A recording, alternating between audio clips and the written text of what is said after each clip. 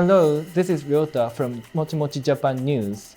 On September 22nd, Japanese Prime Minister Fumio Kishida announced that from October 11th, Japan will be lifting the visa requirements for and raising the numbers of entries into Japan.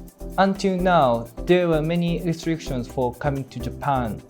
From June 2022, entry for tourist purposes was permitted only under the condition that visitors be part of guided tour, and the maximum of the visitors coming to Japan was only 20,000.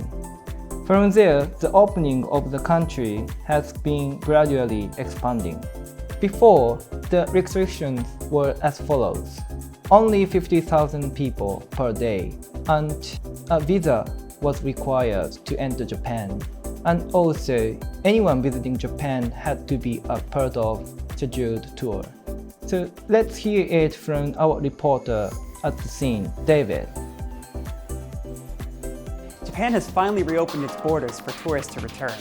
The government first opened to foreign tourists on June 10th of this year.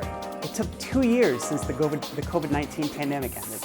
According to the government, the number of foreign visitors to Japan was at 31.88 million in 2019, right before the pandemic. But in 2021, the figure dropped 99.2%, which was to 240,000. Considering the situation of the virus, it was inevitable for the government to relax the restrictions. But at this moment, the number of foreign visitors was quite low, bringing about limited economic effects. On arrival, tests in the ERFS certificate requirement will be abolished alongside grouping countries into blue, red, and yellow.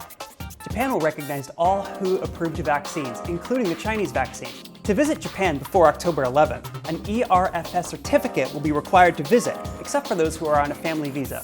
Those who have an ERFS certificate and are living in the US and Canada will be reasonable and to wait until October 11th.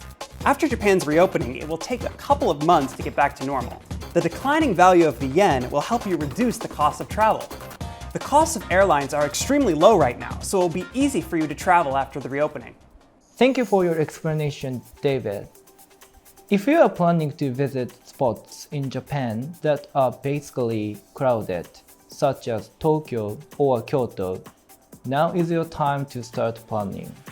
Our focus on our YouTube is to showcase Japan's popular spots based in Tokyo and tourism information. That would be helpful to you. So that being said, please watch our new video, A Success Incredible Matcha You Probably Don't Know About.